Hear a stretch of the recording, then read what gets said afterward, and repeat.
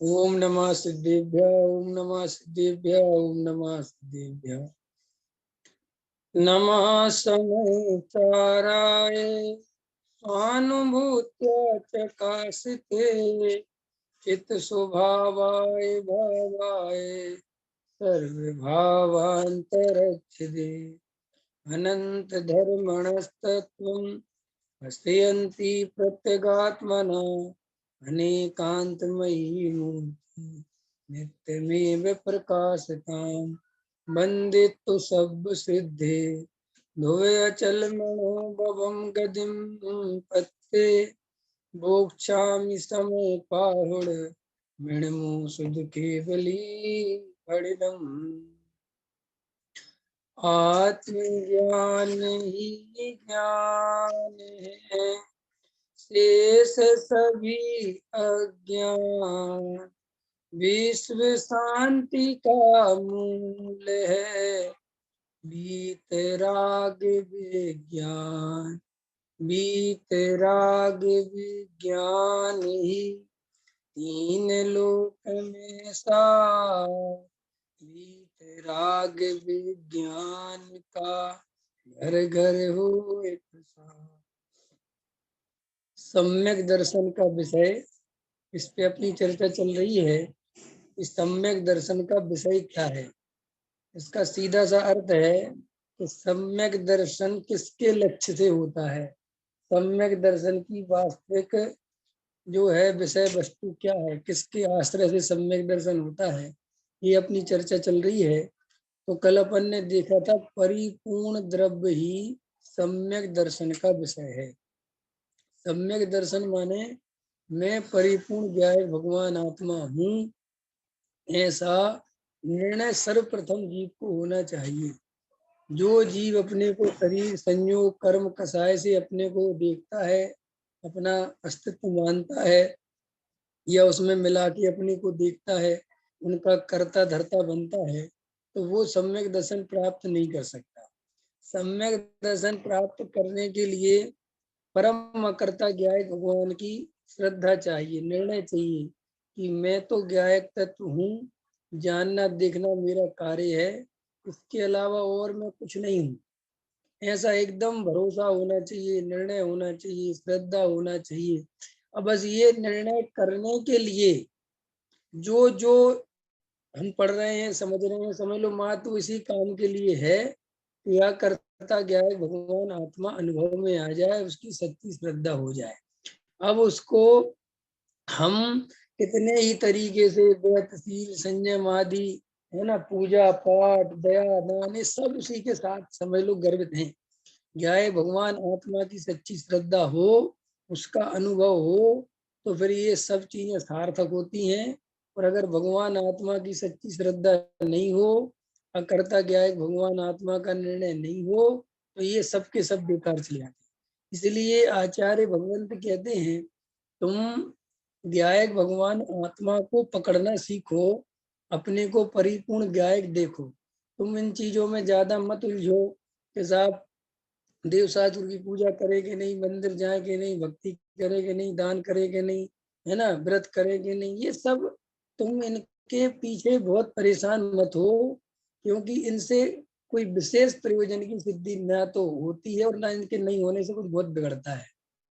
तोड़ामल जी साहब ने तो साफ साफ ही लिख दिया कि जो जीव तत्व विचार करते हैं, आत्मा का निर्णय करते हैं, भेद ज्ञान करते हैं, वस्तु का सच्चा स्वरूप समझते हैं, उन जीवों को सम्यक दर्शन होता है। और जो जीव व्रतशील संयम आदि करते रहें, खूब पूजा पाठ करते रहें, तत्व विचार में उपयोग नहीं लगाएं, वस्तु का स्वरूप नहीं समझें, उनको सम्यक दर्शन नहीं होता। और ये बात टोडरमल जी ने 300 वर्ष पहले कही थी, जब कोई कांजी स्वामी का कोई लेना देना ही नहीं था। बहुत समझ लो अभी 132वीं जन्म जयंती मनाई थी, तो मैंने 132 वर्ष पहले तो गुरुदेव पैदा ही हुए, और ये 300 वर्ष पहले की बात है। तो माने उसमें तो अपन को कुछ ज्यादा वो नहीं है।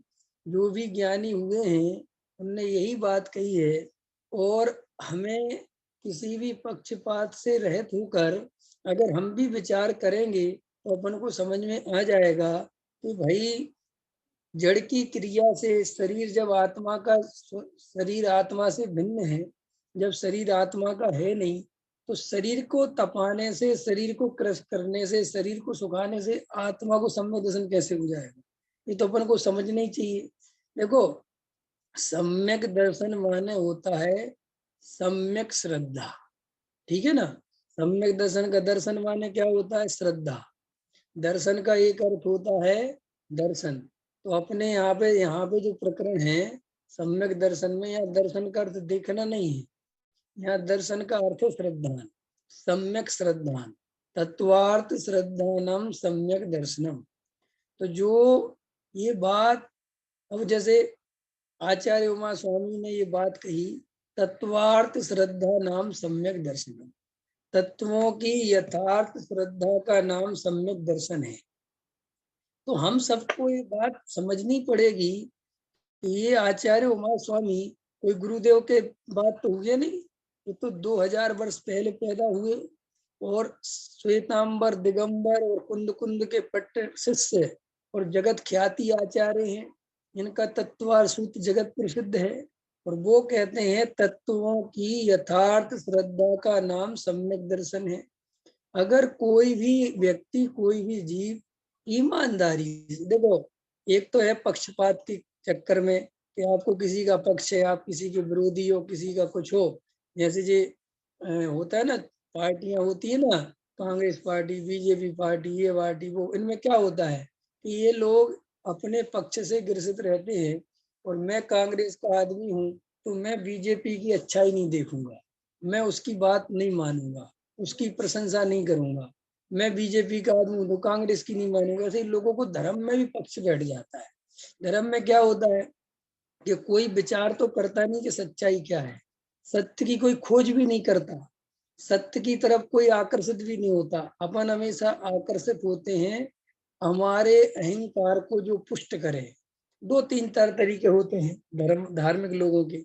एक तो परंपरा से धर्म का निर्वाह कर रहे, तो परंपरा से धर्म निर्वाह करने वालों का तो सीधा एक ही गणित है कि हमारे घर में ऐसे ऐसे परंपरा चलती है और हम तो साहब इनके भगत है, इन्हीं को मानते चले जाते, बात खत्म, कोई विचार नहीं कि ये सही है कि नहीं है कि क्या है। दूसरे तरीके के लोग वो होते हैं कि वे अपने धर्म के नाम पर, उनके अंदर जो चीजें होती हैं वे उसको सुनना चाहते हैं। जैसे मान के चलो मेरी थोड़ी कसाय मंद है, मैं शुरू से ही मंदिर में जाता हूँ, पूजा करता हूँ, भक्ति करता हूँ, है ना, और आहार वगैरह देता हूँ, मुनिराजों की भैया वृत्ति करता हूँ, ये सब मैं करता हूँ, वर्तमान योग पढ़ता हूँ। अब ये सब मेरे समझ लो बना हुआ है। अब मेरे अंदर एक पक्ष बैठ गया। कैसा पक्ष बैठ गया कि अब जो लोग इनकी प्रशंसा करेंगे बस वो हम उनको मानेंगे, उनकी सुनेंगे, और जो इनके विपरीत बोलेंगे उनके हम विरोधी, बस ऐसे विरोधी खड़े हो जाते। तो ये लोग भी कोई वस्तु का स्वरूप का विचार नहीं करते। ऐसे ही कोई लोग ऐसी जगह पैदा हो गए कि साहब वहाँ स्वाध्याय में जाने लगे और बस हमारा धर्म सच्चा है और हमारे यहाँ तो प्योर आत्मा की बात चलती है, आत्मा का विचार वो भी नहीं करते। कई मतलब कितने आपको ऐसे जीव मिलेंगे, रोज मैं तो देखता हूँ, कोई ऐसे गुरुओं के चक्कर में पड़ गए तो उनने कह दिया साहब राग आदि का करता जीव है ही नहीं, राग करता ही नहीं, जीव में राग है ही नहीं। अब बस एक आंख बंद करके बस यही सही है, यही सही है, और है ही नहीं। अब वो दूसरी बात उनके सामने कोई कह दे तो बस समझ लो लड़ाई झगड़ा खड़ा हुआ है, तुम महामिथ्या दृष्टि हो, तुम पापी हो, है ना, और इस तरीके के आचरण वो बात करते हैं। अब किसी ऐसे गुरु के चक्कर में पड़ गए कि उन्होंने कहा राग तो तुम्हारा ही है, तुमने नहीं किया तो क्या पुद्गल ने किया है, अरे पागल हो क्या, संसारी हो, अभी कहाँ से अपने को भगवान कहते हो। अब वे आंख बंद करके उनके भगत बन गए। तो ये जो अंधी भक्ति है, जो बिना पढ़े लिखे, बिना स्वाध्याय करे, बिना वस्तु का विचार करे, किसी के प्रभाव में आके, क्योंकि प्रभाव तो बहुत पड़ जाता है ना, अंतर समझ में है कि नहीं। जैसे अभी मैंने पीछे बहुत कोटेशन डाला था, ऐसे ही डाल दिया था, धर्म से नहीं, मैंने कहा था तुम किसी भी पार्टी का समर्थन करो, चाहे कांग्रेस का करो, चाहे बीजेपी का करो, चाहे किसी का करो, लेकिन अंधभक्त मत बनो। अगर उस पार्टी में कोई कमी है तो उसको चेक करो कि अरे सही चीज नहीं है। अंधी भक्ति में क्या होता है, गलत को भी सही करना है, फिर ये गलती होती है। तो धर्म के क्षेत्र में भी क्या होता है कि कोई एक किसी व्यक्ति के प्रभाव में आ गए अब बस वो जो कह रहा है बस अरे भाई बात उसकी नहीं है, वस्तु स्वरूप को समझना सीखो। देखो, तत्वार्थ श्रद्धा नाम सम्यक दर्शन कहा, इस बात पे विचार करना चाहिए, समझना चाहिए कि वे 7 तत्व कौन कौन से हैं और उनकी कैसी श्रद्धा करने से सम्यक दर्शन होता है, कि सीधा पॉइंट है। अब इसमें ना तो कहीं जड़ की क्रिया है, ना कहीं पूजा पाठ है, ना भक्ति है, ना खान पीन, ये कोई बात ही नहीं। आप सीधा वस्तु का स्वरूप समझने जैसा है। फिर बिल्कुल लॉजिक भी है कि भाई मैं आत्मा हूँ और आत्मा को ही समझना है। आत्मा आज नहीं तो कल मुझे आत्मा में रमना है। चलो भाई, नीचे के गुणस्थानों में आत्मा नहीं मिलता, मान लिया, अनुभव नहीं, आगे के गुणस्थानों में तो आत्मा चाहिए, उसी में रमना है। तो आत्मा में ही रमना है, तो आत्मा को यहीं से समझना पड़ेगा कि नहीं समझना पड़ेगा। ऐसा तो नहीं हो सकता कि हम यहाँ से तो साफ जड़ की क्रिया करते रहेंगे और अचानक हमें रास्ते में आत्मा मिल जाएगा। अंतर समझ में आया कि नहीं आया? माने जैन धर्म का बेसिक जब आप पढ़ते हो और आप कहते हो कि एक द्रव्य दूसरे द्रव्य का कर्ता धरता नहीं है, तो स्वाभाविक है शरीर पुद्गल का बना हुआ है, आत्मा चैतन्य है, वो जीव तत्व है, शरीर अजीव तत्व है। अब ये 2 द्रव्य हैं। अब इन 2 द्रव्यों के बीच में वज्र की दीवार, अत्यंत अभाव है। एक द्रव्य दूसरे द्रव्य में कुछ कर धर नहीं सकता। ये वस्तु का बिल्कुल पक्का वस्तु स्वरूप ऐसा है। और ये कोई ऐसा मत समझना कि ये कोई स्वर्ण घड़ियों का है। अभी कोई भी महाराज हो, कोई भी हो, तेरापंथी हो, श्वेतांबर हो, है ना, ताड़पंथी हो, जितने भी पंथ संप्रदाय हैं, सबके यहाँ ये 100% परम सत्य स्वीकार किया है कि एक द्रव्य दूसरे द्रव्य का कर्ता धरता नहीं है। ये कोई ऐसा मत समझना कि दिगंबरों, ये सबने ये बात मानी है। तत्वार श्रद्धा नाम सम्यक दर्शन, ये सबको मान्य है। ख्याल में आएगी नहीं आया? अगर तुम कहीं पे भी स्थानक वालों के जाओ से कहीं भी पढ़ो, सब ये बात बिल्कुल यही है। बस ये तो जो कुछ हमें ये पंथ संप्रदाय मैंने कई दफे बताया, मूल वस्तु में कहाँ अंतर पड़ रहा है वो कोई विचार नहीं करता। ये जो बाहर की चीजें हैं बस इनमें ही उलझे रहते हैं। नहीं समझ में आया? बाहर की चीजें समझ गए, क्रियाओं में, इसमें उसमें इसमें, उनने कहा भाई भगवान ऐसे, तो उनने भगवान को श्रृंगार कर दिया, ऐसा हमारा पंथ लगू। और उनमें भी मैंने जब देखा है, बहुत उनसे मिलता हूँ मैं, तो वे बताते हैं कि हमारे में भी कई तरह के भेद हैं, श्वेतांबर में कई तरह के भेद हैं, उसमें भी ऐसे ऐसे भेद है। पता, एक भगवान का आधा श्रृंगार करेंगे, उनका एक भेद अलग है। एक भगवान में लिपस्टिक लगाएंगे नहीं लगाएंगे, एक यहाँ पे टीका लगाएंगे नहीं लगाएंगे, एक ऐसे उनमें ऐसे भेद चलते हैं। ख्याल में है कि नहीं आया? वहां पे मैंने उनसे मिला तो कैसा हमारे में भी कई तरह के भेद। तो भाई ये बाहर की चीजों में उलझे रहने से, पड़े रहने से जन्म जन्म निकल गए। अभी जो हमें अवसर मिला है, अभी जो हमें निर्णय करना है, आप सबसे पहले ना तो किसी पंथ के रहो, ना किसी संप्रदाय के बन के रहो, ना अपने को कुछ मानो कि मैं दिगंबर जैन, कुछ नहीं होता। हमें दिगंबर जब जैन जब कहना पड़ेगा जब हमारे सामने श्वेतांबर भाई खड़ा हो। मैं अपने आप में ना दिगंबर हूँ न श्वेतांबर हूँ, मैं कौन हूँ? बोलो जल्दी, मैं कौन हूँ? भाई मैं आत्मा हूँ। मुझे तो ऐसा श्रद्धान करना है। ये तो दिगंबर वगैरह के साथ मैं दिगंबर हूँ, फिर कौन सा गोत्र है, कौन सा संप्रदाय है, ये तो सामाजिक व्यवस्था है। इसका धर्म से कोई लेना देना नहीं है। क्या मतलब है इससे? हमारे सामने कोई श्वेतांबर भाई खड़ा हो, वो हमसे पूछेगा तुम कौन से धर्म, हम दिगंबर है, तब तो बात है। लेकिन आत्मा के अनुभव में, स्वरूप की चर्चा में, ये पंथ संप्रदाय को एक तरफ रख देना चाहिए। इसके बारे में बिल्कुल अहंकार नहीं पालना चाहिए। तो होता क्या है कि कई लोगों को मैं देखता हूँ कि वो सब राग आदि पुद्गल का है, इसी पे अड़े हुए हैं। उनको खूब कह रहे हैं कि हाँ तुम्हारी बात किसी अपेक्षा सही, उसमें कोई टेंशन नहीं है, लेकिन राग आदि पुद्गल का सर्वथा नहीं हो सकता, वरना ये तो सब प्रसंग आ जाएगा कि बात ही खत्म हो जाएगी, फिर तो स्थिति खत्म, वस्तु स्वरूप ही बिगड़ जाएगा। क्योंकि राग तो पुद्गल का है, तो पुद्गल में होना चाहिए, सारे पुद्गलों में दिखना चाहिए। और दूसरी बात यह है कि अगर राग जीव में है ही नहीं तो फिर जीव यहाँ घूम क्यों रहा है? जीव को तो सिद्ध भगवान बनना होना चाहिए, स्वरूप ही सिद्ध हो गया, वो तो बात ही खत्म हो गई। तो वो एक अपेक्षा है, वो एक अपेक्षा है। अब लेकिन एक गुरु ऐसे मिल गए कि वे सर्वथा राग उद्गल का है और उनके प्रभाव में यही कह रहा हूँ कि वे सर्वथा गलत। एक अपेक्षा तो बात सही है, लेकिन हम दूसरी अपेक्षा को स्वीकार ही नहीं कर पाए, इसका नाम है मिथ्या एकांत। गुरुदेव सम्यक एकांत क्यों कहते थे पता है आपको? सम्यक एकांत और मिथ्या एकांत में क्या फर्क है, कोई जानता है? सम्यक एकांत उसे कहते हैं जिसमें दूसरा पक्ष स्वीकार है लेकिन अभी उसकी यहाँ पे चर्चा नहीं, इसको क्या कहते हैं? सम्यक एकांत। और मिथ्या एकांत किसे कहते हैं? तो दूसरा पक्ष है ही नहीं, उसका निषेध ही है, उसका सर्वथा अभाव ही है। तो सर्वथा अभाव का नाम मिथ्या एकांत है। और सम्यक एकांत उसे कहते हैं कि सद्भाव है, तुम्हारी बात वो ठीक है, लेकिन अभी इस प्रकरण में इस समय उस बात का जिक्र नहीं करना। अंतर समझ में आया? तो ये जो अपन को बात बार बार समझनी पड़ रही है कि भाई तुम शांति से बैठ के एक भगवान आत्मा करता जाए, भगवान आत्मा की श्रद्धा करना और व्यर्थ की चीजों में कोशिश करो कि हमें ज्यादा नहीं उलझना।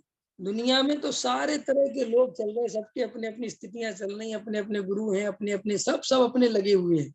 लेकिन भाई स्वरूप वस्तु का जैसा है, अगर वो बिना पक्षपात के समझोगे तो 100% सब समझ में आएगा, 101% समझ में आएगा कि भैया स्थिति क्या है। देखो, शरीर और आत्मा एक नहीं हो सकते, जड़ की क्रिया से आत्मा का अनुभव नहीं हो सकता, तो नहीं हो सकता। ये कोई ऐसा नहीं है कि साहब हम कह रहे हैं, ये हमारे और तुम्हारे की बात नहीं है, वस्तु का स्वरूप ही ऐसा है। और तुम्हें नहीं विश्वास तो तुम कर लो खूब जड़ की क्रिया, अगर तुम्हें आत्मानुभव हो जाए तुम्हारे पास आ जाना।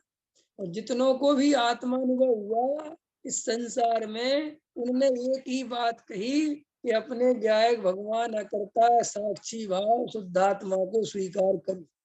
इतिहास में भी उठा के देखो, ये तो जो मिथ्या दृष्टि जीव हैं, जिनके अहंकार से पीड़ित हैं और जिनको अपनी क्रियाओं को पुजवाना है, उनसे अपने को बड़ा दिखवाना है, वे लोग किसी कीमत पे ये स्वीकार करना नहीं चाहते कि जड़ की क्रिया से धर्म नहीं होता। क्यों? क्योंकि वो ऐसा कहते हैं तो उनके अहंकार को बहुत चोट लगती है, और कोई तकलीफ नहीं है, और कोई बात नहीं है। एक अहंकार झूठा निर्मित कर लेता है व्यक्ति, उस खोखले अहंकार होता है। आवाज चली गई बीच में, ख्याल में आया कि नहीं आया? अच्छा इनकी आवाज कैसे आ रही है? नहीं आ रही, अबे तो आ रही थी। हैं?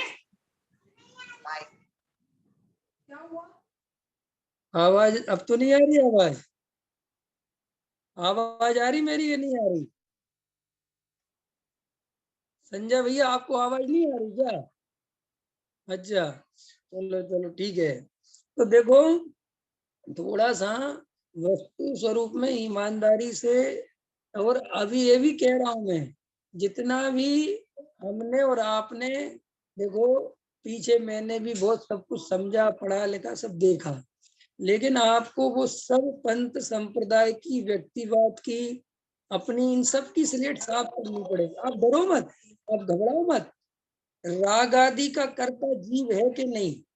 शास्त्र में लिखा है एक जगह के कर्ता है, एक जगह लिखा है कि कर्ता नहीं है। आप डरो मत, ये मत सोचो कि मैं किसको मानूं, कुछ नहीं। आप शास्त्र में से कुछ भी मान लेंगे, उसकी कोई कीमत थोड़ी है। नहीं समझ में आया? नहीं समझ में आई ये बात? आपको मैंने राग आदि का कर्ता जीव नहीं है, आपको ये समझाया और आपने ऐसा मान लिया, तो उसकी कोई कीमत है? तो या मैंने समझाया कि राग आदि का कर्ता जीव है और आपने मान लिया कि राग आदि का कर्ता, इसकी कोई कीमत है? नहीं समझ में आया? अरे भाई, कीमत तो अनुभव की है ना, तुम डरते क्यों हो? तुम्हें कोई कह रहा है कि राग आदि का कर्ता जीव नहीं है, बिल्कुल ठीक है सर, कोई बात नहीं। राग आदि का कर्ता जीव को क्यों? कि भाई हमें इन दोनों बातों में अनुभव करके देखेंगे, हमें जो अनुभव में जो दिखेगा हम वो बात स्वीकार कर लेंगे। अंतर समझ में आए कि नहीं आए? अभी हम जो तुम्हें समझाते हैं, हम तुम्हें अपने अनुभव से समझाते हैं, लेकिन वो तुम्हारा अनुभव थोड़ी है। हमें जितने भी ज्ञानियों ने समझाया, वो तो उन ज्ञानियों का स्वयं का अनुभव था। अब वो समझा के गए। अब तुम्हें जब तक वो बात अनुभव में नहीं आ जाए, और लोग में भी कोई घबराने की जैसी थोड़ी बात है।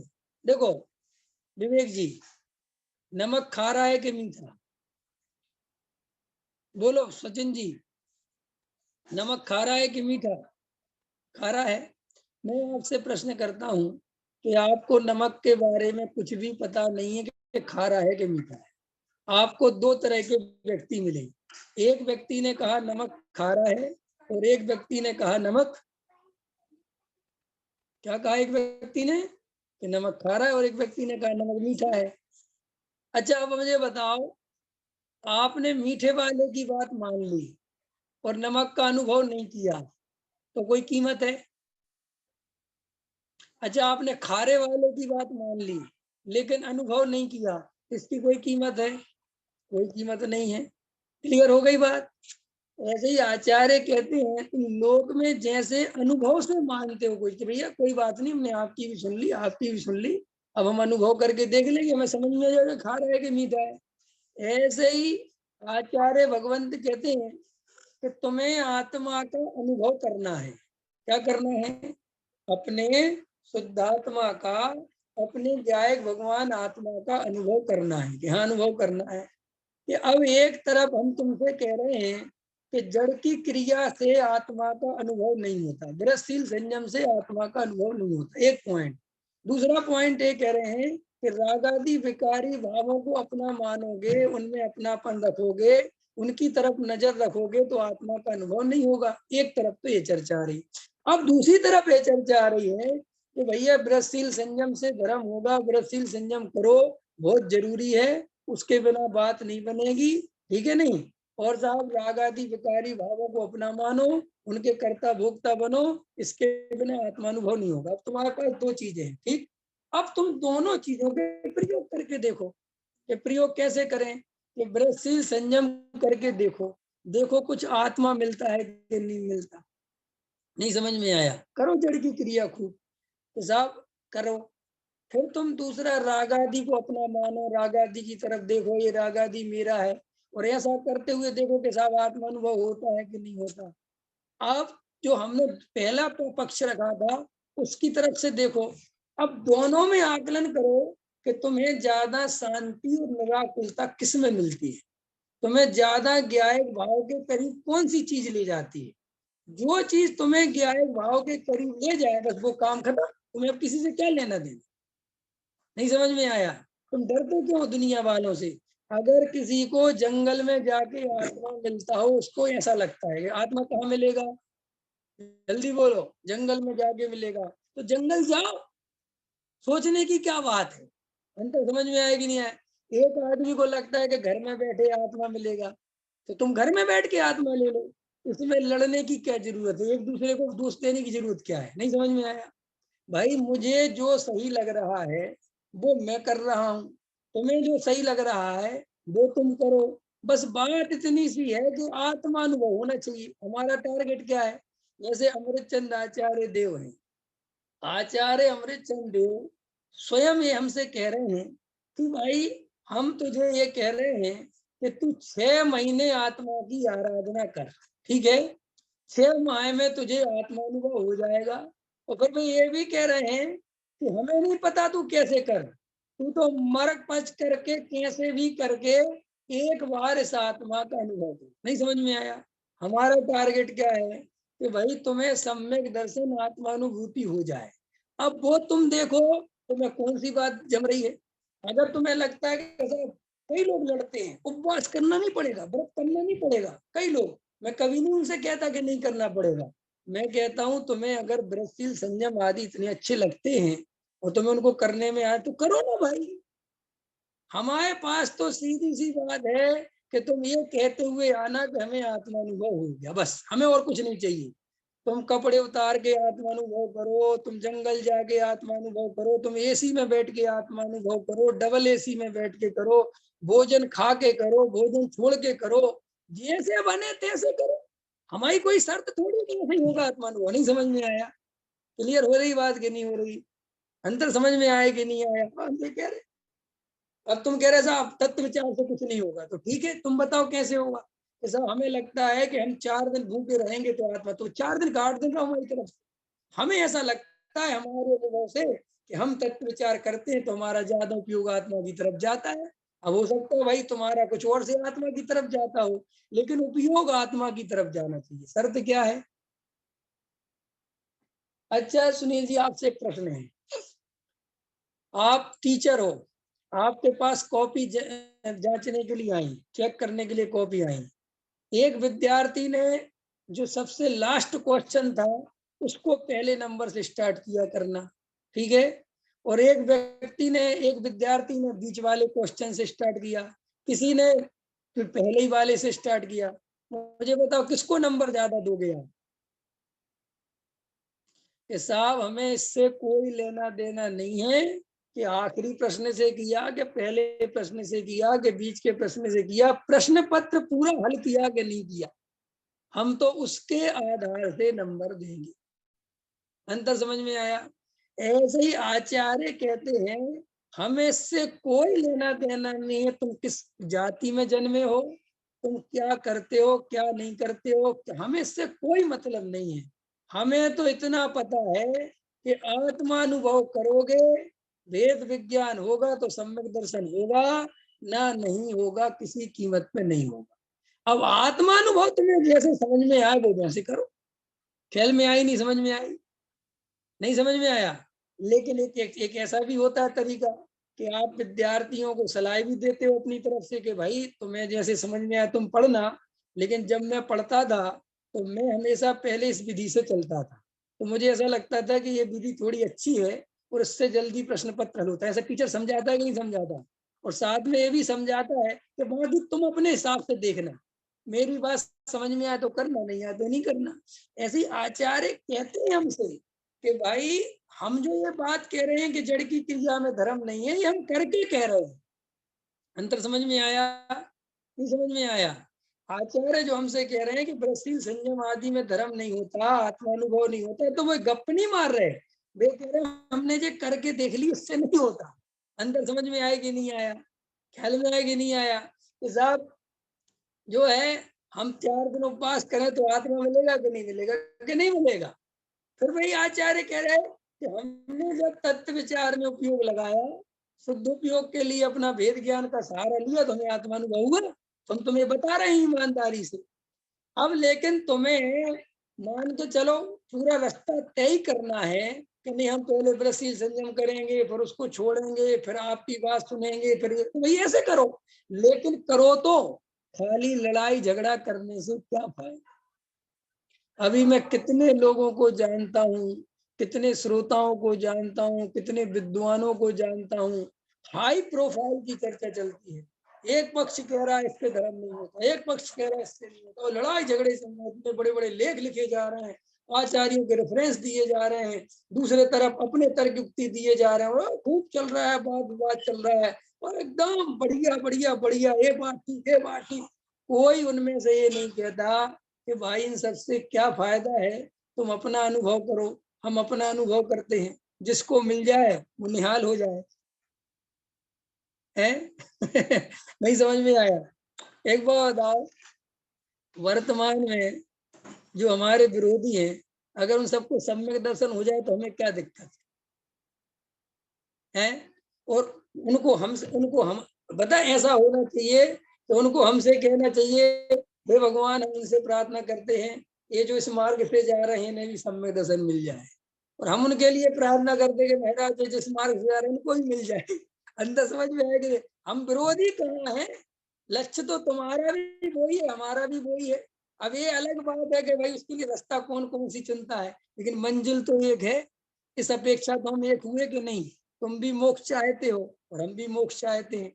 नहीं समझे? ये तो हमारी कम से कम समानता है। अब तुम्हारी विधि अलग है, हमारी विधि अलग है, इसमें कोई बात नहीं। तुम्हें वो विधि समझ में आई, हमें ये विधि समझ में आई, इसमें हम लड़ाई झगड़ा क्यों करें? हम क्यों एक दूसरे का विरोध करें? लेकिन एक आदमी कह रहा है कि तुम राग आदि को कर्ता मानते हो, तुम प्योर अज्ञानी हो, कह रहा तुम अज्ञानी हो, वो कह रहा तुम अज्ञानी हो। और ये पता एक दूसरे को अज्ञानी सिद्ध करने में मजा क्या आता है? बताओ विवेक जी, क्या मजा आता है?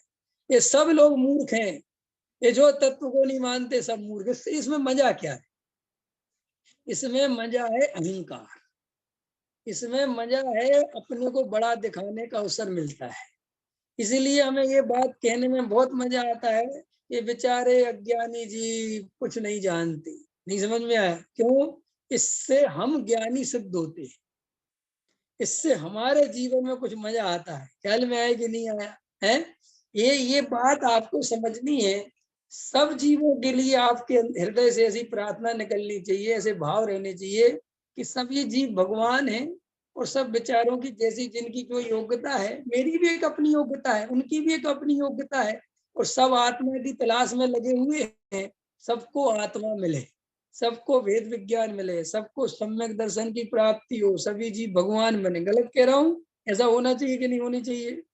गुरुदेव श्री अपने विरोधियों को भगवान कहने की हिम्मत रखते थे, वे गाली देते थे और गुरुदेव भगवान कहते थे। आश्चर्य नहीं होता है? अपने को तो जरा सा कोई कुछ कह दे तो अपन को तो वो शत्रु दिखाई देता है, और गुरुदेव को वो गालियां लिख रहा है, गुरुदेव कह रहे भगवान। क्यों? गुरुदेव कहते थे कि भाई ये तो सब एक समय की पर्याय की स्थिति है, वो तो पूरा का पूरा भगवान है। जब मैं तुम्हें रात और दिन पढ़ा रहा हूँ कि विकारी या विकारी दोनों ही शुद्ध शुद्ध पर्याय, मेरा स्वभाव नहीं है, मेरे में नहीं है, मेरी वस्तु नहीं है, तो फिर ये प्रयोग में पीछे कैसे रह सकता हूँ? नहीं समझे? पढ़ाना अलग बात है, अब जो दूसरा गाली दे रहा है उसको उस पर्याय से भिन्न भगवान देखना, ये प्रयोग है। बातें करना अलग बात है और प्रयोग में उसको उतार के रखना अलग बात है। अंतर समझ में आया कि नहीं आया? आपको और हमें यही तो समझना है। हम खुद कुछ कर नहीं रहे हैं, अनुभव की ओर बढ़ते नहीं, देखते नहीं करके बस आपने कहा तो आपकी मान ली। भाई मानने से क्या होगा? आप हमारी बातों से, हमारी तर्कों से आपको बात जम जाएगी, इससे सम्यक दर्शन नहीं होता। देखो मेरी बात समझो, मैं आपसे एक सीधी बात कहता हूँ। मैंने 7 तत्वों का स्वरूप पढ़ा, 6 द्रव्यों का स्वरूप पढ़ा, 4 अभाव का स्वरूप पढ़ा, निमित्त उपादान का स्वरूप पढ़ा, कर्मों का स्वरूप पढ़ा, द्रव्य का स्वरूप पढ़ा, गुण का स्वरूप पढ़ा, पर्याय का स्वरूप पढ़ा, शुभ भाव अशुभ भाव, ये सब 9 तत्व सब पढ़े में। अब देखना गहराई से, और 7 तत्वों का जैसा स्वरूप उनने लिखा है वैसा ही पढ़ा, जैसा समझाया है वैसा ही समझा। अब ये सारा काम 3 लेवल पे हुआ। एक तो शास्त्रों के माध्यम से पढ़ा, एक गुरुओं के माध्यम से सुना, और एक 6 उत्तम ज्ञान में समझ में आ गया। 3 चीजें हो गई।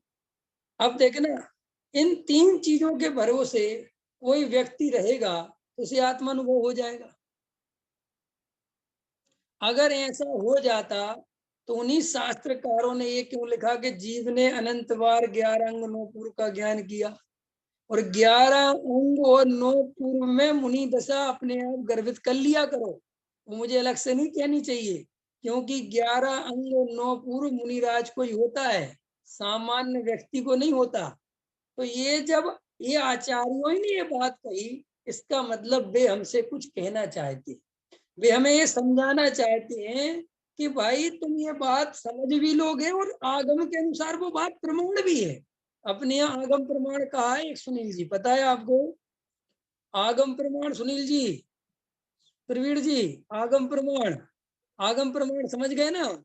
आगम प्रमाण माने जो आगम में लिखा हुआ है वो प्रमाणिक है, वो केवली भगवंतों के द्वारा कहा हुआ है, इसलिए उसमें कोई कमी नहीं है। फिर भी आगम प्रमाण से सम्यक दर्शन नहीं होता। नहीं समझ में आया? वो आगम है और वो मैंने पढ़ लिया इसलिए मैं सम्यक दृष्टि हो जाऊं, नहीं हो सकती। आचार्य कहते हैं कि वो बात तुम्हें स्वानुभव से गुजरनी ही पड़ेगी। स्वानुभव का पुल पार किए बिना नदी पार नहीं होगे। अंतर समझ में आया? आचार्य कुंद देव, आचार्य अमरचंद देव स्वानुभव की दुहाई देते हैं कि हम ये जो बात कह रहे हैं ये परम सत्य है, सर्वज्ञ भगवान के द्वारा कही गई है, 100 इंद्रों की उपस्थिति में कही गई है, इसमें कहीं तक कोई दूर दूर तक अप्रामाणिकता नहीं है। फिर भी तुम अगर इसे स्वानुभव से नहीं देखोगे, स्वानुभव से नहीं चेक करोगे, तो ये तुम्हारे लिए कार्यकारी नहीं होगी। ये बात कह रहे कि नहीं कह रहे? समझ में आ रहा कि नहीं आ रहा मैं क्या कह रहा हूँ? सचिन जी समझ में आ रही बात मैं क्यों कह रहा हूँ? अब आप सोचोगे बात क्यों कह रहे, आज हो क्या गया? आज मैं ये बात इसलिए कह रहा हूँ कि एक कोई बहन है, मुझे तो पता नहीं कौन है, उनने मेरे को लिखा कि साहब आपका प्रवचन वो किया था अपन ने, राग आदि पुद्गल का है कि जीव का है, ये किया था ना अभी पीछे एक प्रवचन। तो उसमें लिखा साहब बहुत गलती है उस प्रवचन में, राग तो पुद्गल का ही है, उसे जीव का तो कहना महापाप। अंतर समझ में आया कि नहीं आया? अब गजब गजब की बात है। हमने कहा ठीक है साहब। हमने कहा आप किसको सुनते हैं? बोले हम आचार्य कुंद कुंद को सुनते हैं। हमने कहा आचार्य कुंद कुंद देव का सर्व शुद्ध ज्ञान अधिकार पढ़ो, बंद अधिकार पढ़ो, वे सब समझाएंगे। लेकिन प्रॉब्लम ये है कि कोई उस तरीके से पढ़ता ही नहीं है। किसी गुरु के प्रभाव में आके किसी एक व्यक्ति की बात बस वो भी सही है, बात उसकी नहीं है कि आप किसी के प्रभाव में आए कि नहीं आए। बात है कि आपको पता ही नहीं है, आप किसी को भी महापापी कहने लगते हो, किसी को धर्मात्मा कहने लगते हो, किसी को सम्यक दृष्टि बना देते हो, किसी को। मेरे भैया इतना आसान नहीं है किसी को कुछ बनाना। अंतर समझ में आया? देखो डॉक्टर साहब जब हम पढ़ते थे एक बात कहते थे कि समय सार जी में 13 नंबर की गाथा में व्यवहार को अवतार्थ कहा, तो उसका समझ लो व्याख्यान चलता था, वो अवतार्थ अवतार्थ अवतार्थ, और उसको ऐसा कह देते थे। लेकिन वो जानने योग्य है का अर्थ नहीं ख्याल में आता था कि जानने योग्य का अर्थ क्या है। अंतर समझ में है ना? तो बोले सब ऐसे उड़ाते थे। तो एक कोई विद्वान थे उस समय, और वो नाम बताते सर लाल बहादुर शास्त्री करके विद्वान। तो वो एक बार उनकी प्रस्तावना का ग्रंथ उनको पढ़ने मिला अशोकनगर में। तो उसमें डॉक्टर साहब कहते हैं कि मैंने जब पढ़ा और उसका जो उनने जानने हुए का अर्थ किया, जबकि वे अपने समझ लो पक्ष के नहीं थे, लेकिन वो जानने हुए का अर्थ मुझे इतना ख्याल में आया कि यार अपन इस बात पे ध्यान ही नहीं देते, बात तो ठीक कही। तो फिर वहां डॉक्टर साहब कहते थे हम लोगों को कि अपन सामने वाले को जितने जल्दी मूर्ख समझ लेते हैं, अज्ञानी समझ लेते हैं, ये बहुत बड़ी भूल है। अंतर समझ में आया? सामने वाला भी कोई बात कह रहा है तो कुछ अपेक्षा होगी, उसमें भी कुछ गहराई हो सकती है, उसको भी ध्यान से सुनना समझना। बाद में जाके जब उस पर पूरी रिसर्च हो जाए तब जाके उस पर कोई कमेंट्स करना। लेकिन अपन तो बहुत जल्दी किसी को ज्ञानी किसी को अज्ञानी, वे मिथ्या दृष्टि है, ऐसा नहीं। बहुत इसलिए मैं खुलासा कर रहा हूं कि हम समझ नहीं पाते कि हम किसके प्रभाव में क्या कर रहे हैं। तो आचार्य कुंद कुंद देव हमसे स्वयं कह रहे हैं कि भाई हम तुम्हें कह रहे हैं कि स्वानुभव से प्रमाण करना। बहुत गहरी बात निकल के आ रही है, देखना समझना। अब मैंने तुम्हें रागादि सात तत्व और ये सब अपन ने समझ लिया, समझ लो टोडरमल जी साहब ने जैसे समझाया, कुंद कुंद ने जैसे समझाया, हमने एकदम समझ लिया और छह उपसम ज्ञान में फिट कर लिया। अब मैं तुमसे पूछता हूं कि स्वानुभव में जब उतरोगे तुम, नहीं समझ में आया, जब तुम ध्यान करोगे तब तुम्हें वहां रागादि विकारी भाव रास्ते में पड़ेंगे कि नहीं पड़ेंगे? नहीं समझ में आया? ये शरीर संयोग के विकल्प रास्ते में पड़ेंगे कि नहीं पड़ेंगे? बोलो कि नहीं मैंने तो मान लिए थे कि मैं तो है नहीं, मेरे तो है नहीं। अरे न मानने से क्या होता है, रास्ते में पड़ेंगे कि नहीं पड़ेंगे? और वहां तुम्हें जब पढ़ेंगे तो उनका सामना करते हुए भेद ज्ञान करना पड़ेगा कि नहीं करना पड़ेगा? कि तुम्हारे कहने से चल जाएगा कि पूरा भेद ज्ञान करना पड़ेगा, उपयोग लगाना पड़ेगा। और उपयोग में उस त्रिकाली ध्रुव को जो कल भेद ज्ञान कराया था, वो सारी प्रोसेस से गुजरना पड़ेगा एकदम, जो तुमने छह उपसम ज्ञान में समझा था। तुम ये सोचो कि समझ के काम हो जाएगा तो नहीं होगा। अंतर समझ में आया? देखो मैं तुमसे कहता हूं कि मुझे ज्ञायक भगवान आत्मा का अनुभव करना है। अब रागादि विकारी भाव आ रहे हैं, देखो दो चीजें हैं, रागादि विकारी भाव आ रहे हैं। अब एक आदमी कह रहा था कि साहब जड़ के हैं, और एक आदमी कह रहा था कि साहब जीव के हैं। अब देखना मेरी बात, समझना मेरी बात। एक आदमी कह रहा था जड़ के हैं और एक आदमी कह रहा था जीव के हैं, ये दोनों भाव राग तुम्हारे सामने पड़ा। अब तुम वहां ये सोचोगे तो जड़ के हैं, ये जड़ के हैं, इससे भी कोई बहुत प्रयोजन की सिद्धि नहीं है। और ये सोचोगे साहब ये जीव के हैं, जीव के, इससे भी कोई प्रयोजन की सिद्धि नहीं है। तुम्हारे प्रयोजन की सिद्धि तो ये है कि वो जो राग तुम्हारे रास्ते में पड़े तो सिर्फ एक टारगेट करना है कि ये मेरा स्वरूप नहीं है, मैं इससे न्यारा हूं। अब ये किसका है किसका नहीं है बहुत मैटर थोड़ी करता है। नहीं समझ में आया? ये तो शुरू में समझाने के लिए बहुत मैटर था कि चलो भाई तुम्हारे विकल्पों को एक तरफ रख दें, लेकिन जब स्वानुभव में उतरेंगे तब वो शिक्षा विक्षा याद नहीं करनी है। वहां अंतर समझ में आया कि नहीं आया? अरे दुनिया में अपन को तैरने के नियम बताए जाते हैं, बताए जाते ना। तैराकी जब होती है साहब, तैरना सिखा रहे तो कोई ऐसे पैर चलाना, ऐसे हाथ चलाना, ये सब सिखाया हुआ वहां कुछ काम नहीं आता। अंतर समझ में आया? जब पानी में डुबकी लगी और जब सांस रुकने लगी, फिर वो कैसे पैर चले और कैसे हाथ चले वो खुद को भी पता नहीं चलता। अंतर समझ में आया कि नहीं आया? ऐसे ही ये जो शिक्षा है वस्तु स्वरूप की, ये अलग है, और स्वानुभव में उतरते समय स्थिति बिल्कुल अलग है। वहां पर तुम ये ABCD याद कर करके आगे नहीं बढ़ सकते। कह रहे हो पंडित जी ने क्या समझाया था कि ये तो रागादि पुद्गल के हैं, अच्छा अच्छा उनको पुद्गल का मान लेते, ऐसे करोगे क्या? वहां ऐसे उपयोग को लगाओगे? तो सुनो, वहां एक त्रिकाली ध्रुव का लक्ष्य करना है। किसका लक्ष्य करना है? कि मैं त्रिकाली ध्रुव भगवान आत्मा हूं, इसके अलावा मैं कुछ नहीं। अब देखो मेरी बात समझो, अब तुम्हें विकल्प भी आ रहे हैं, संसार के विकल्प, संयोगों के विकल्प, करने धरने के सब आ रहे हैं, लेकिन वहां किसके हैं इसमें उपयोग थोड़ी लगाना है। ये मेरा स्वरूप नहीं है, मैं इससे भिन्न हूं, बस इतनी बात काफी है आगे जाने के लिए। अंतर समझ में आया? ये व्यर्थ की तो बकवास है ये सब। और फिर वो कोई कहेगा कि ये सब बकवास करी क्यों? कि भाई अज्ञानी लोगों के प्रश्न होते हैं, वे मानते नहीं है बार बार। अच्छा किसके जी तो बता दो, किसके जी? तो भाई बता दिए, चलो इसके तू पीछा नहीं छोड़ता तो। नहीं समझ में आया है? एक पंडित जी के पास कहानी सुनाई थी ना मैंने, एक पंडित जी, एक गुरु जी महाराज के पास एक चेला था। चेला रोज चक्कर काटता था और वो मानता था कि गुरु महाराज बहुत ज्ञानी ध्यानी है, और वो सोचता था कि कोई मंत्र हमें दे दें ये, तो हमें भी कोई सिद्धि हो जाए। अब गुरुजी से रोज कहता, गुरुजी मंत्र दे दो, गुरुजी मंत्र दे दो, गुरुजी मंत्र दे दो, गुरुजी मंत्र दे दो। अब गुरुजी कहे भैया मेरे पास कोई मंत्र नहीं है, कोई फालतू नहीं, नहीं नहीं साहब हमें पता है आप बहुत बड़ी विद्या वाले हो, आपको बहुत ज्ञान है ये वो। तो उन्होंने कहा चल आज तू रोज आता है, तुझे एक मंत्र दे ही देता हूँ।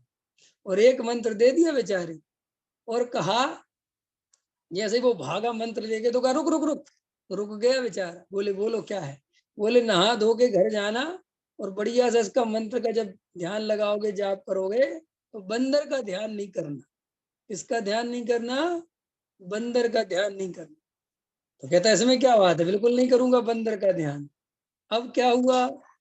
क्या बंदर का ध्यान नहीं करना, गुरुजी के दरवाजे के बाहर निकला और बंदर दिखने लग गया, उसको डाल पे बंदर दिख रहा है, रास्ते में जा रहा है, बंदर है, बंदरों से तो मेरा कोई संबंध ही नहीं है। बंदरों से पंडित समझाया था बंदर का ध्यान नहीं करना, बंदर का ध्यान नहीं करना, गुरुजी ने कहा बंदर का ध्यान। अब हो क्या रहा है?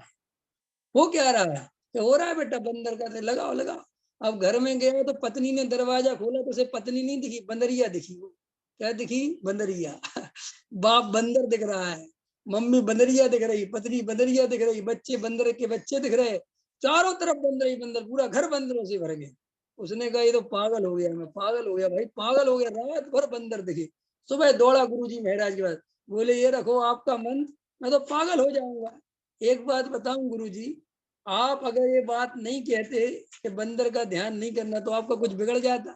मेरे तो बाप राज कभी बंदर ख्याल में नहीं आए और आपके कहने से बंदर ही बंदर दिखने लगे। भैया ऐसे ही कुछ अज्ञानी पीछे पड़ जाते हैं, अच्छा राग है किसका, है किसका? भैया तू दिमाग खराब मत कर, पुद्गल का है अंदर। ध्यान देखो, हमने तुम्हें पहले बताया, एक बात है कि मुझे अपने घर का पता होना चाहिए, बाकी पड़ोस में किसका घर है और किसका नहीं मुझे इससे कोई फर्क नहीं पड़ता। ऐसे ही आचार्य कहते हैं कि तुम्हें अपना न्याय भगवान अकर्ता पकड़ में आना चाहिए। राग किसका है, इस पे दम है कहाँ? मेरा नहीं है, मेरा स्वरूप नहीं है, मैं इससे बात खत्म। इतनी तो बात ही है। ये संकल्प विकल्प ये मेरा स्वरूप नहीं है। अब किसके पर्याय में ये, अरे भैया ये तो सब झंझटे हैं, नहीं समझ में आया। ये तो खुलासे पे खुलासा है, ख्याल में है कि नहीं? विवेक जी, भूख लगी आपको, ठीक है कि नहीं? पत्नी से पूछा भोजन बनाया कि नहीं, बताओ क्या खाओगे? तुमने कहा अरे भूख लगी कुछ भी दे दो। अच्छा भाई बताओ तो क्या खाओ? तुमने कहा एक काम करो, जो सब्जी रोटी तो दाल रोटी छोड़ो, तुम कहो तो पूड़ी छोले बना दो। कि चलो हाँ पूड़ी छोले बना दो। अच्छा पूड़ी छोले छोड़ो, तुम कहो तो राजमा चावल बना दो। कि साहब राजमा चावल छोड़ो, तुम कहो तो मैं जो है तो बढ़िया खीर बना दूं। तुमने कहा चलो खीर ही बना दो। अरे खीर छोड़ो, तुम कहो तो बढ़िया हलवा बना दूं। ऐसा अगर वो करती जाए तो तुम्हारा क्या होगा? कि कर कुछ नहीं होगा, वो अपने मायके में दिखेगी अगले दिन, है कि नहीं? समझ में आया कि नहीं आया? ऐसे ही हम मूर्ख हैं, ऐसी दुनिया में बहुत मूर्ख है कि साहब वो एक समय की पर्याय में होता क्या क्या है। ये होता है एक समय होती, उत्पाद व्यय में क्या होता है? पहले उत्पाद होता है फिर व्यय होता है। वो ध्रुव कैसे रहता है? अच्छा वो ध्रुव रहता भी है कि चला जाता है? नहीं समझ में आया। अच्छा वो आत्मा में अपन ने शक्तियों के बारे में पढ़ा है, वे 47 ही है कि अनंत है? और अनंत है तो उनने 47 मुख्यता से क्यों गिनाई, बाकी की क्यों नहीं गिनाई? और 47 में कुछ विशेषता होगी। ये सब बिल्कुल बिना पेट भरने वाले भोजन की बात है। जबकि वास्तविकता पता क्या है? जीव जुदा पुद्गल जुदा, यही धर्म को सार। बस ये काम करना ये है, और बाकी सब जो कुछ है, समझ गए नहीं समझ गए? नहीं करने वालों के लिए विस्तार, समझ गए कि नहीं समझ गए? लगे रहो, उठा पटक करते रहो। मैं तो कहता हूँ कम से कम ये पंडित पंडित विद्वान विद्वान जिनको जो बड़े बड़े सेमिनार और बड़ी बड़ी पंडिताई करनी है, ये उलझे रहे तो उलझे रहो भैया। अपन को तो विशेष वेद ज्ञान देखो, अपने सामने कम से कम निहाल भाई तो हैं, अपने सामने श्रीमत जी तो हैं, अपने सामने बहन श्री तो हैं। नहीं समझ में आया? इन लोगों ने भाई साहब अपना काम कर लिया। अंदर समझ में आया कि नहीं आया? निहाल भाई तो कहते थे राग और आत्मा अलग अलग है, इतनी बात काफी है सम्यक दर्शन की। कि क्यों? कि अंदर दो ही चीजें दिखती हैं, राग और ज्ञान, इसके अलावा कुछ है ही नहीं।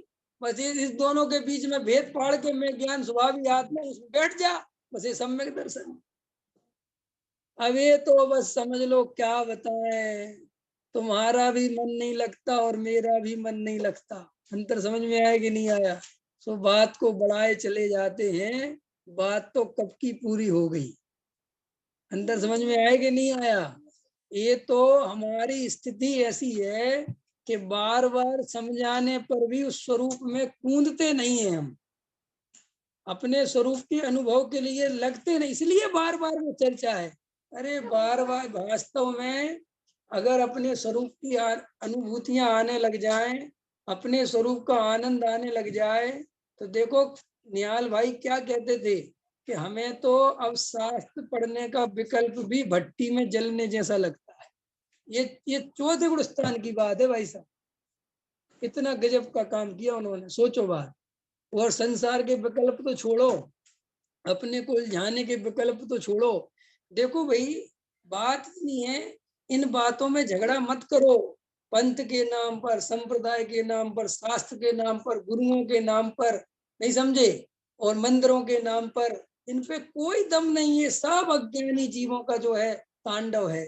और न इस बात पे राग खुदगल का है कि अरे भाई अनुभव में गुजरो, तुम्हें सब पता चल जाएगा कौन किसका है। अनुभव के बिना कुछ पता चलने वाला नहीं है। बस तुम उनसे उनको चिल्लाते रहना कि तुम अज्ञानी हो क्योंकि तुम इसको मानते हो, और तुम अज्ञानी हो तुम इसको मानते हो। और सच बता रहा हूं, वे दोनों ही अज्ञानी हैं क्योंकि दोनों ही अनुभव से शून्य हैं। और जो अनुभव वाला पुरुष है तो उसका क्या लक्षण है कि वो इन दोनों से ही अलग हो जाता है। ना वो फिर इस ग्रुप में शामिल होता है, ना वो उस ग्रुप में शामिल होता है, वो किसी ग्रुप ही में नहीं होता। क्यों? कि वो तो सीधी बात कहता है, उसके पास कोई आता है तो महाराज वो कहता भैया स्वानुभव करो, यही उपाय है कि नहीं साहब ये तो बताओ कौन किसका है, कि इन झगड़ों में कुछ मत पड़ो, सीधी सी बात है, सात तत्व का ये स्वरूप है, ऐसा वस्तु का स्वरूप है, अनुभव कर और अपने वेद ज्ञान के बल से अपने ज्ञायक भाव को देख, अपने आप सब पता चल जाएगा कौन किसका है। और जब तेरे प्रयोजन की सिद्धि हो जाएगी तो रागादि, मैंने खूब एक बात गहराई समझ लेना, जब आत्मा के अंतरंग में उतरते हो तो वो रागादि पुद्गल का है कि जीव का है, इन बातों की वहां कोई कीमत नहीं है, मेरे स्वरूप में नहीं है। अंतर समझ में आया? वो एक समय की पर्याय में, अरे छोड़ो ये सब, राग दिख रहा है और वो मेरा स्वरूप नहीं है, और ज्ञान दिख रहा है वो मेरा स्वरूप है, इतनी बात मेरे लिए काफी। अब वो पुद्गल के खाते में जमा करना हो तो वहां कर देना, और जीव के खाते में जमा करना हो तो वहां कर देना, मुझे तो अपना ज्ञायक भाव मिल गया। अंतर समझ में आया? अभी का समय आज ज्यादा हो गया, प्रवीण जी माफी चाहते हैं, हम विकल्प ज्यादा रह गया, ठीक है। सहजानंदी शोध स्वरूपी अविनाशी में आत्म स्वरूप